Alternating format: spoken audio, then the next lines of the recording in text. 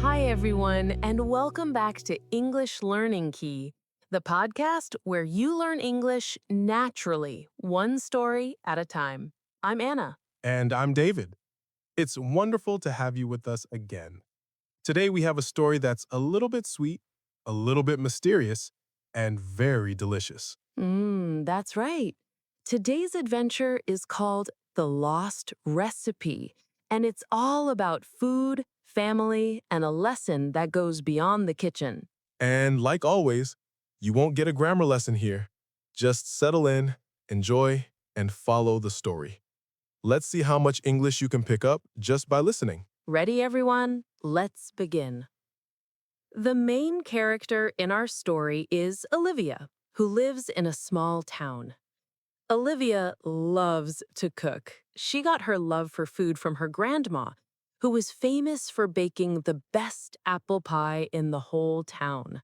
Olivia's grandma had a special cookbook. It was handwritten, full of old pages and notes, and always smelled a little like cinnamon, just like her pies. Every Sunday, Olivia would visit her grandma's house. They'd bake together cakes, cookies, bread, but especially apple pie. Grandma would smile and say, "One day these recipes will be yours." And Olivia would always answer, I can't wait. Years passed. Olivia learned a lot, but there was one recipe her grandma never shared, the recipe for her legendary apple pie. Olivia tried to learn just by watching, but her grandma always mixed things a little too quickly or added ingredients when Olivia looked away. You'll get the secret recipe when it's time, her grandma joked. One autumn, Olivia's grandma grew ill. She stayed in bed most days. Olivia visited every Sunday like always, but now she brought soup instead of learning how to bake. Don't look so sad, she would say. Baking is about love as much as flour and sugar. Olivia nodded, but she worried. What if she didn't learn enough? What if the secret recipe was lost forever? Near the end of autumn, her grandma called Olivia to her side. She handed Olivia the old cookbook. It's time, she whispered. The secret recipe is for you now. Promise me, you'll keep baking. Olivia hugged her grandma, trying not to cry. "I promise," she said. A week later, her grandma passed away. The small house felt empty. Baking didn't feel the same.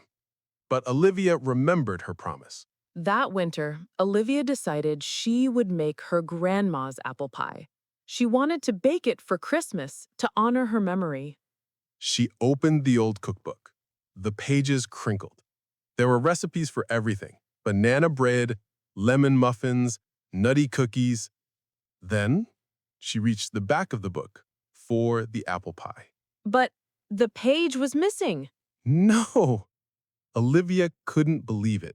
She searched the floor, the oven, the cupboards, everywhere. But the apple pie recipe was gone. Olivia felt lost. She closed the book and sat on the kitchen floor. "How can I keep my promise now?" she whispered. Olivia didn't give up. She thought about how her grandma always said, baking is about love. Maybe others remembered her grandma's pie too. So she went to the local bakery, the place where her grandma bought apples. The baker, Mr. Carter, smiled when Olivia walked in. He said, "You look just like your grandma." Olivia told him about the missing recipe. Mr. Carter laughed. "Your grandma? She always said the secret was nutmeg. Not too much, not too little. Just enough to make the apples shine." Olivia wrote it down. She thanked Mr. Carter and stopped at Mrs. Lee's coffee shop next. Mrs. Lee remembered.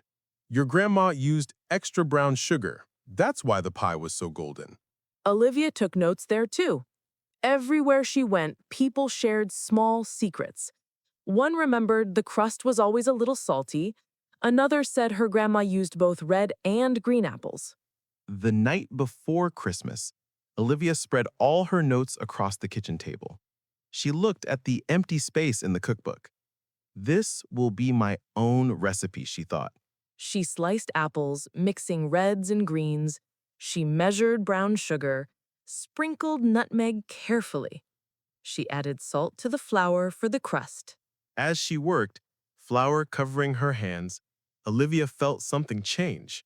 She wasn't just copying her grandma, she was creating just like her. The kitchen filled with the smell of apples and spice. Olivia smiled. "This is for you, Grandma," she whispered. She set the pie to bake and watched as the crust turned golden. She was nervous. Would it taste the same? The next morning, Olivia brought the pie to her family's Christmas dinner. Her uncles and aunts gathered around, remembering how her grandma's pies used to taste. She cut the first slice. The apples were soft, the crust crisp. Olivia took a bite, her heart in her mouth. Her mother closed her eyes and smiled. She said, "It tastes just like Mom's." The room grew quiet, then warm with laughter and stories.